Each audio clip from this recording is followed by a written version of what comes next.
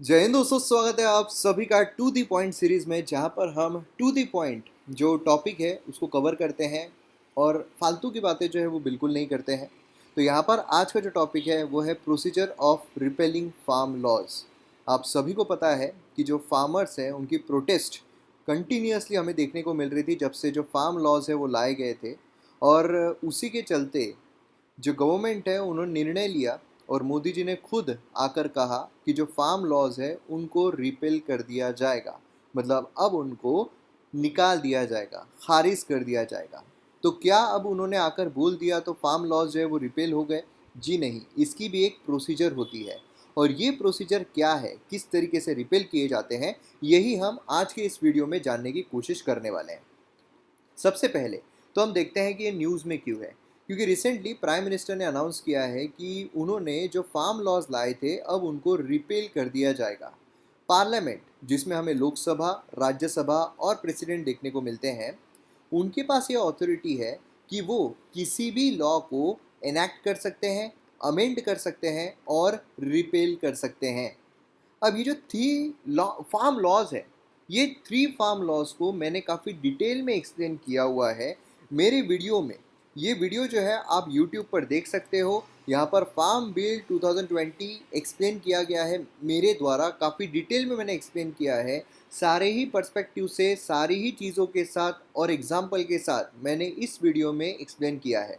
तो अगर आपको डिटेल में इन फार्म लॉज को समझना है, इसके पॉजिटिव एस्पेक्ट्स को समझना है, इसके नेगेटिव एस्पेक्ट को समझना है, तो आप इस वीडियो में वो देख सकते हो।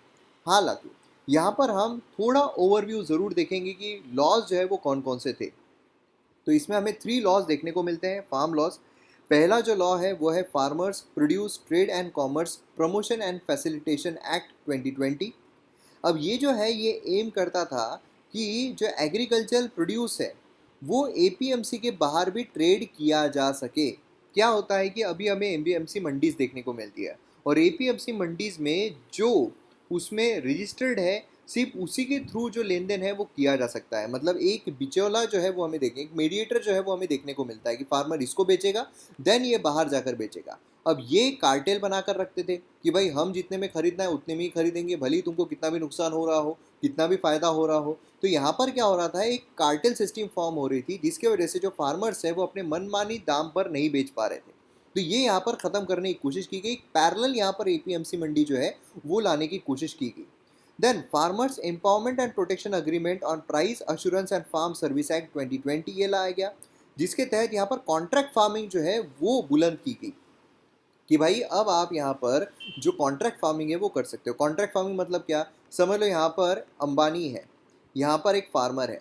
अब अंबानी आया फार्मर के पास, अंबानी ने बोला कि देखो यार ऐसा है कि तुम मेरे लिए व्हीट उगाओ और मैं तुमसे वो 2 लाख रुपए में ख़रीद लूँगा। अब यहाँ पर पहले ही कॉन्ट्रैक्ट हो गया कि भाई 2 लाख रुपए में ख़रीद लूँगा और फिर मैं वहाँ पर कितने में बेचता हूँ वो मेरा ये है कि मैं प्रोसेसिंग में लेके जाता हूँ, मैं कहाँ बेचता हूँ, कितने में बेचता हूँ, सब मेरा लुकआउट है। मैं तुमसे 2 लाख रुपए में व्हीट जो है वो ख़रीद लूँगा। मतलब पहली अग्रीमेंट हो गया। इससे फार्मर को एक ये फ़ायदा होता है कि भाई उनको अगर प्राइस बहुत नीचे चले गए, मतलब समझ लो कोई ये बिचौले जो है 50,000 रुपये में ख़रीदने को तैयार हो गए, तो 2 लाख रुपए में ऑलरेडी यहाँ पर अंबानी खरीदने को तैयार है। लेकिन नुकसान ये भी है कि अगर दाम बहुत ज़्यादा बढ़ गए, मतलब बाहर मार्केट में उनको 3 लाख रुपए में बेचे जा रहे हैं लेकिन फिर भी 2 लाख रुपए में ही बेचना पड़ेगा। खैर, यहाँ पर तीसरा है एसेंशियल कमोडिटीज़ एक्ट 2020। ये एम करता है कि यहाँ पर कमोडिटीज़ जो है जैसे कि सीरियल्स हो गए, पल्सेस हो गए, ऑयल सीड्स हो गए, एडिबल ऑयल्स हो गए, ये सब एसेंशियल कमोडिटीज़ के लिस्ट से जो है वो निकाल दें। तो ये चीज़ें जो है वो हमें देखने को मिलती है, जिससे क्या होता है प्राइस जो है वो कंट्रोल में रखने की कोशिश की जाती है। तो अब यहाँ पर प्राइस अगर बढ़ जाते हैं, क्योंकि अगर हम यहाँ पर कमोडिटी से हटा दें तो प्राइस जो है वो वॉलेटाइल हो सकते हैं, प्राइस बढ़ा भी सकते हैं, मनमानी दाम पर बेच भी सकते हैं। तो यहाँ पर क्या होगा, एक बेनिफिट जो है यहाँ पर हो जाएगा। लेकिन स्टिल यहाँ पर फार्मर्स को काफ़ी ज़्यादा कंसर्न था। एक तो था एमएसपी का सबसे बड़ा, कि भाई एमएसपी जो है वो यहाँ पर गवर्नमेंट अब देगी नहीं, एक पैरेलल सिस्टम यहाँ पर खड़ी हो रही है। दूसरा यहाँ पर स्टेट का भी था कि यहाँ पर जो एपीएमसी मंडीज़ होती है वहाँ से टैक्स के रूप में स्टेट्स को पैसे मिलते हैं, वो स्टेट उसके थ्रू फिर अलग अलग जो चीज़ें होती है उसमें खर्च करते हैं। तो ये एक यहाँ पर ख़त्म हो जाएगा। देन उसके बाद यहाँ पर फार्मर को एमएसपी जो है वो नहीं मिलेगी, ऐसा यहाँ पर चल रहा था। तो ये यहाँ पर जो है वो देखने को मिलता है। और तीसरा ये था कि यहाँ पर जो मतलब अंबानी जैसे जो बिजनेसमैन हैं ये इनको एक्सप्लॉइट कर सकते हैं, मतलब फ्रॉडुलेंट कॉन्ट्रैक्ट जो है वो साइन करा सकते हैं, जिससे कि अगर तुमने ये बेचा नहीं हमको तो हम तुम्हारी ज़मीन हड़प लेंगे। ऐसे कुछ फ्रॉडलेंट कॉन्ट्रैक्ट जो है वो करा सकते हैं, जिससे कि फार्मर को नुकसान होगा। ये सारी चीज़ों की वजह से यहाँ पर फार्म लॉ जो है उसको देखा जा रहा था और इसका विरोध जो है वो किया जा रहा था। तो फार्मर प्रोटेस्ट क्यों हो रहे थे? सबसे पहले तो फार्म लॉ को रिपेल कर दो भाई, यही वो बोल रहे थे। फर्स्ट एंड फॉरमोस्ट डिमांड थी कि यहाँ पर हमें जो एग्रीकल्चर लॉ तुमने लाए हैं ये रिपेल कर दो, ख़त्म कर दो। फार्मर बोल रहे थे कि ये जो बिग कॉरपोरेशन है उनके भलाई के लिए लॉज जो है वो लाए गए हैं, ना कि यहाँ पर जो फार्मर्स हैं उनकी भलाई के लिए। निगोशिएशन पावर जो है फार्मर की, है ना, ये हमें देखने को। मिनिमम सपोर्ट प्राइस, फार्मर को ये था कि मिनिमम सपोर्ट प्राइस जो होता है जिस पर एकदम न्यूनतम दाम पर जो खरीदती है गवर्नमेंट, तो वो यहाँ पर क्या होगा, ख़त्म कर दिया जाएगा। तो ये डिमांड कर रही थी कि रिटर्न एश्योरेंस उनको चाहिए कि एमएसपी जो है वो दिया जाए। इलेक्ट्रिसिटी अमेंडमेंट बिल, यहाँ पर थर्ड डिमांड जो फार्मर्स की थी कि इलेक्ट्रिसिटी अमेंडमेंट बिल जो है उसको भी विड्रॉ कर दिया जाए। अब ये क्या है, ये मैं अगले एक वीडियो में लेकर आऊँगा, नहीं तो इसी में सारी चीज़ जो है वो ख़त्म हो जाएगी। देन उसके बाद स्वामीनाथन कमीशन है।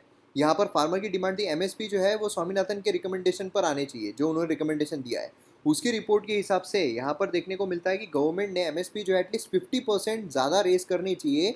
एवरेज कॉस्ट ऑफ प्रोडक्शन, जो भी कॉस्ट ऑफ प्रोडक्शन है उसको हम बोलते हैं C2 + 50% फॉर्मूला। जो भी एवरेज कॉस्ट ऑफ प्रोडक्शन है उसका 50% ज़्यादा एमएसपी जाना चाहिए। मतलब 100 रुपये अगर उसको लग रहे हैं तो यहाँ पर 150 रुपये जो है कम से कम उतने में उसका यहाँ पर ये देना चाहिए उसने। इसमें इनपुट कॉस्ट जो है कैपिटल, रेंट ऑन लैंड, ये सब C2 में आते हैं, है ना। तो ये यहाँ पर चल रहा था। देन उसके बाद यहाँ पर आता है कि फार्म लॉ जो रिपेल हो रहा है या रिपेल किया जाएगा, अब इसकी प्रोसीजर क्या रहेगी? क्या सीधा मोदी जी ने आकर बोल दिया और फार्म लॉ रिपेल हो जाएंगे? जी नहीं। अभी देखिए यहाँ पर क्या होता है, आर्टिकल 245 जो है हमारा कॉन्स्टिट्यूशन का, वो पार्लियामेंट को पावर देता है कि वो कानून यहाँ पर ला सकते हैं होल या किसी पार्ट ऑफ इंडिया के लिए। ठीक है, आर्टिकल 245 के तहत स्टेट लेजिस्लेचर को पावर मिलती है कि स्टेट के लिए वो कानून जो है वो लेकर आ सकते हैं। अब पार्लियामेंट ड्रॉ करता है रिपेल करने की पावर भी सेम प्रोविजन से। मतलब यहाँ पर ये जो प्रोविजन है इससे यहाँ पर फार्म मतलब लॉ लाने की भी पावर है, रिपेल करने की भी पावर है। तो बट ऑब्वियसली यहाँ पर जिस तरीके से लॉ लाया जाता है उसी तरीके से रिपेल जो है वो भी किया जाएगा। ऐसा नहीं कि खारिज खारिज खत्म खत्म खत्म खत्म, ऐसा नहीं होगा। रिपेल करने के लिए भी पार्लियामेंट को सेम प्रोसीजर जो है वो एनैक्ट करनी पड़ेगी। समझ लो फॉर एग्जाम्पल के तौर पर, अगर इसका नाम है फार्म लॉ, ठीक है, फॉर एग्जाम्पल के तौर पर फार्म लॉ अगर ये नाम है तो यहाँ पर रहेगा फार्म रिपेल फार्म लॉ।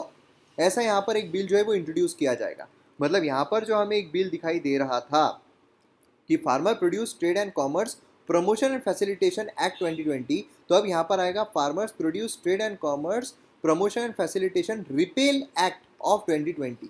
मतलब यहाँ पर एक नया बिल इंट्रोड्यूस किया जाएगा रिपेल का। तो यहाँ पर लिखा जाएगा रिपेल, कि हम यहाँ पर रिपेल कर रहे हैं। ठीक है, तो यहाँ पर बेसिकली क्या होगा, रिपेल जो है वो किया जाएगा। अब जो लॉ है वो रिपेल किया जा सकता है एंटायरली, पूरी तरीके से भी खारिज किया जा सकता है, या उसमें कुछ कंट्रोवर्शियल कुछ पार्ट है उसको भी हम रिपेल कर सकते हैं। तो यहाँ पर एक ऑर्डिनेंस के तौर पर भी किया जा सकता है। मतलब यहाँ पर किस तरीके से होता है, तो ऑर्डिनेंस के थ्रू भी, कि यहाँ पर सीधा प्रेसिडेंट ने ऑर्डिनेंस लेकर आए कि नहीं हम खारिज कर रहे हैं, सेम इफेक्ट रहता है ऑर्डिनेंस का, आपको पता है। लेकिन वो भी फिर पार्लियामेंट से पास होना चाहिए, इसलिए अभी जो सेशन आने वाला है उसमें हम रिपेल करेंगे, ऐसा गवर्नमेंट ने बोला है। तो यहाँ पर लेजिस्लेशन के थ्रू किया जाएगा। तो वो बिल यहाँ पर इंट्रोड्यूस किया जाएगा रिपेल का, कि हम रिपेल कर रहे हैं। फिर वो बिल को पास किया जाएगा एक हाउस में सिंपल मेजोरिटी से दूसरे हाउस में। अब वो जिस तरीके से वो बिल आया था उसी तरीके से बिल को रिपेल किया जाएगा। मतलब सिंपल मेजोरिटी से दोनों हाउस में पास हुआ था, तो सिंपल मेजोरिटी से भी रिपेल वाला बिल दोनों हाउस से पास होगा। देन उसके बाद प्रेसिडेंट की असेंट मिलेगी, देन उसके बाद ये कानून जो है वो रिपेल हो जाएगा। एक सनसेट क्लॉज भी हमें देखने को मिलता है, ये आपको एग्जाम में आ सकता है। लेजिस्लेशन जो है सनसेट क्लॉज डाल सकती है कि पर्टिकुलर डेट के बाद हम इसको खारिज कर देंगे, मतलब ये खत्म हो जाएगा, ऐसा डाल सकते हैं कि फलाना फलाना डेट के बाद ये खत्म हो जाएगा ये लॉ, मतलब कानून वो नहीं रहेगा। जैसे होता है ना कि हमारी 500 रुपये की नोट है, 500 रुपये की नोट आज रात 8 बजे से नहीं रहेगी, तो कागज़ का एक पेपर हो जाता है सिर्फ।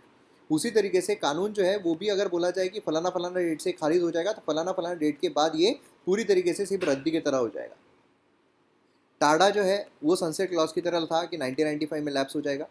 देन उसके बाद गवर्नमेंट जो है उनके पास पावर है कि यहाँ पर रिपेल कर सकती है, प्रेसिडेंट की एसेंट जो है वो भी उसको चाहिए। मतलब नॉर्मली जिस तरीके से होता है कि बिल लोकसभा में इंट्रोड्यूस होगा रिपेल ये नाम से, देन उसके बाद यहाँ सिंपल मेजोरिटी से पास होगा, राज्यसभा में जाएगा, वहाँ से पास होगा, देन उसका प्रेसिडेंट की एसेंट मिलेगी, देन उस तरीके से रिपेल हो जाएगा। यूजुअली बिल जो है टाइटल किया जाता है repealing and amendment are introduce, मतलब रिपेलिंग जो है वो लिखा जाता है बिल के ऊपर। अब यहाँ पर यूपीएससी का जो फेवरेट क्वेश्चन होता है, क्या फर्स्ट टाइम ऐसा होगा कि कोई गवर्नमेंट का कानून जो है रिपेल होगा? जी नहीं। लास्ट टाइम 2019 में किया गया था, जब यूनियन गवर्नमेंट ने 58 ऑब्सोल्यूट लॉज जो उनको रिपेल किया था। उसमें माइनर अमेंडमेंट जो है वो भी किए गए थे इनकम टैक्स एक्ट में और Indian institute of management act में। तो इस तरीके से ये पहली बार नहीं है, ऐसा पहले भी किया जा चुका है। तो इस तरीके से हमें यहाँ पर जो प्रोसीजर है वो देखने को मिलती है। और टू द पॉइंट इस सीरीज़ में आपको अच्छा खासा नॉलेज जो है वो मिल रहा होगा। जो PDF है वो आपको टेलीग्राम चैनल से मिल जाएगी। अगर हमने MM अकेडमी ऐप डाउनलोड नहीं किया तो जल्द से जल्द कीजिए। यहाँ पर आपको इन डेप्थ नॉलेज के साथ पूरा फाउंडेशन कोर्स मिलता है UPSC के लिए, एनिमेशंस के साथ लेक्चर्स है, पर्सनल गाइडेंस जो है ये भी मिलता है। तो डाउनलोड कीजिए MM अकेडमी ऐप और वीडियोज़ को एंजॉय कीजिए।